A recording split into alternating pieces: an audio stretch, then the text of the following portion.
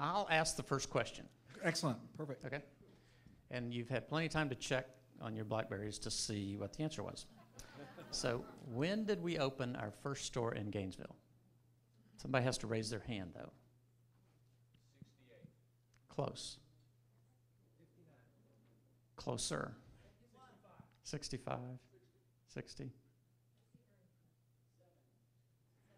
Okay, I'm going to have to go over this way because he's closer than the rest of y'all. Nope, November 20th, 1958. So you're 1 year off. That's pretty good, Jeff. And y'all know where it was? Main Street. Yep, Main Street. Okay. Main Street. Main Street. And the address was 1014 North Main Street. And it was store number 43. Is that the current? That's the current location, right? It's shifted, but it's, yeah. Same shop. Okay. Very good. You all have those cards. Make sure you get them to some. I've got a number that you all handed me as I was walking around. So let me ask the first one real quick, and we'll have staff bring the rest of those to me as well.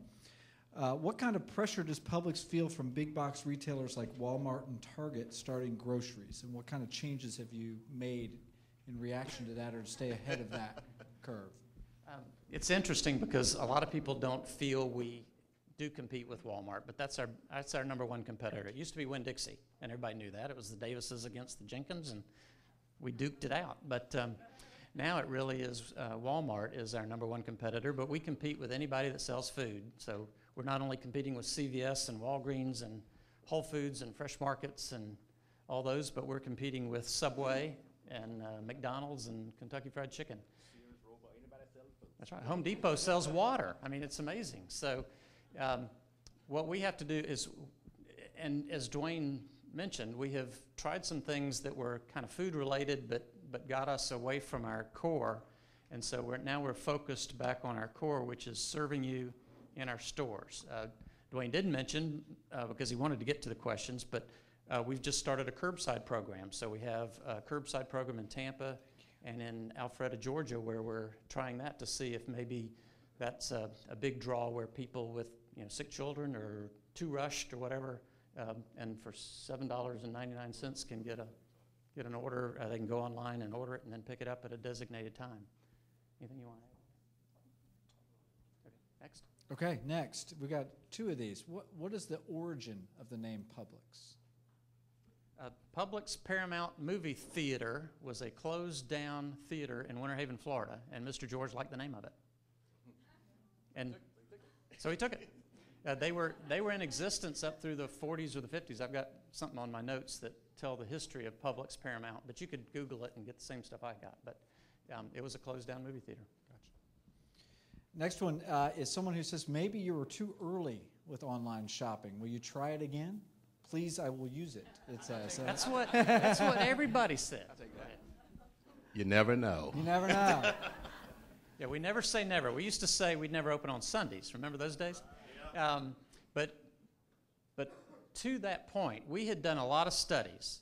But we opened in Deerfield Beach, I guess, was our first location, because that showed the propensity of people to purchase online was greater there than anywhere else in Florida. But they purchased books. They didn't purchase apples and peppers and ground beef. So we gave it a good college try, but maybe we were a little too early, so we never say never anymore.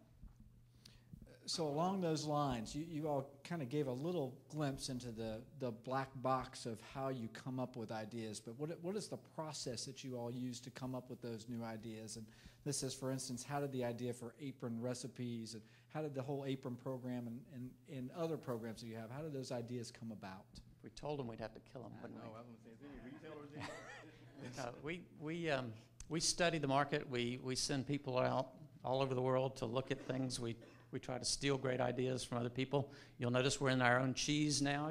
We've got, I don't know how many varieties of Publix cheeses that we've gone all around the world and worked with suppliers to meet our specifications. So we have private label cheese now. But no, we don't give away what we do, but we do have groups that do these kind of things. Great. Thank you, Marilyn. we understand Publix changing to meet the needs of different groups. Do you believe with your marketing ability you can help change the eating habits of your customers to help eliminate obesity and diabetes? That's a good question. I can start. I can start it. Yes. I think the answer is yes to that. I mean, we believe Publix, a retail grocer, has a role in that. And we believe that education inside the store, product offerings inside the store, and of course when you go into the store you see that fresh merchandising, which gives you an opportunity to select from fresh products. But there are some other programs inside of our store that are beginning to communicate to the customer to address this obesity epidemic. Can I call it an epidemic? Yeah, that we're dealing with. And we're also finding that, we've been known to give cookies to kids. Well, try taking that away. Okay? I mean, we're trying. We are offering other options, but try taking your kids in the store and say, no, you can't have a cookie. You might get fat one day. So it really is a matter. And you look at governmental interference, and you look at. Our Publix premium ice cream is fabulous, and these gift certificates you can use for that. But you can also use our low-fat yogurt. But it's a customer choice, and it really is incumbent on each of us. Now, sure, it's not our responsibility to teach every kid in our market area about that, but we do realize that selfishly, people live longer, they're going to shop longer. So it's not rocket science for us to figure these things out.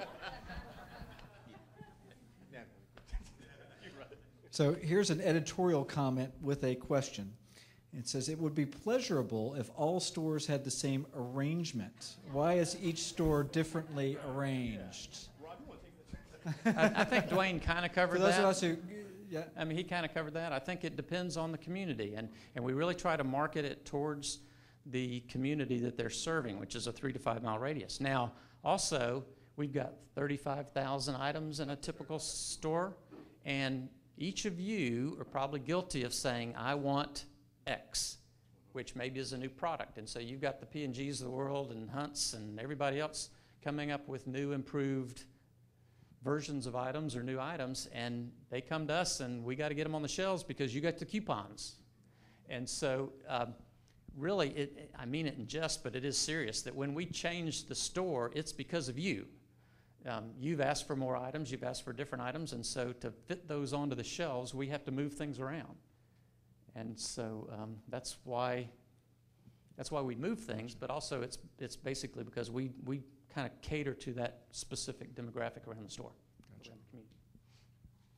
Here's a pretty deep one. How do you create and maintain such a strong, friendly employee culture, especially since a large part of your workforce may be young, seasonal, or student employees? You want that one? I can start it. It's been around a long time.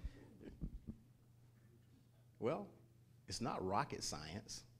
I mean, we're in a very simple business, and anyone probably can do the business if you just have the ability and a desire to serve and make those connections while you're doing your job inside of the store.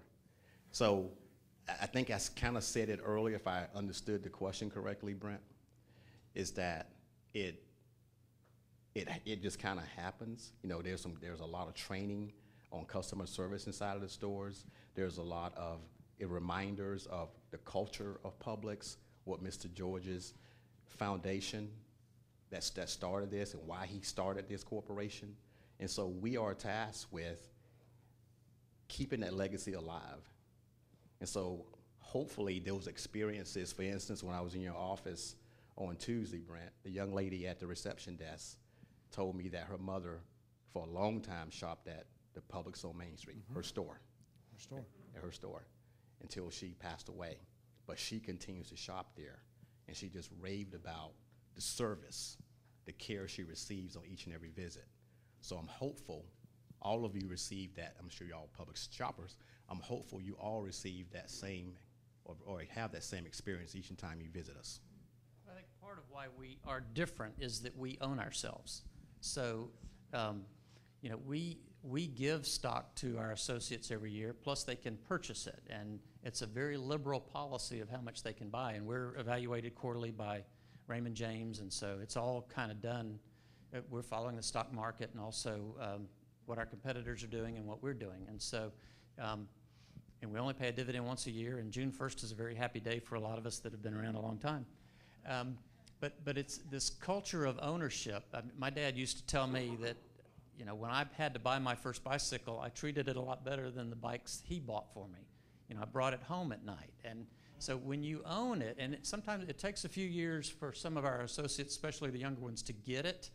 But once we get it, that, you know, we need you every day. We need you to come in 2.5 times a week to Publix, because that's one day we hope to retire and enjoy our fruits of our labor, sort of thing. So you mentioned that there's a lot of reminders of that, the beginnings and the start of the corporate culture. Did you know the George Jenkins story of driving to Atlanta before he told it? So is that something that Yes. you all get as part of that training of Well, the history of the I mean, corporation? I met the man himself. Right. I mean, I was there. I mean, I saw him in the mornings, you know, at the corporate headquarters. So yeah, exactly. I mean, you would see him, you know, at the mail center, sorting mail, getting his mail. By name. Yeah, exactly. Wow. So those experiences that you just don't forget, and it was genuine.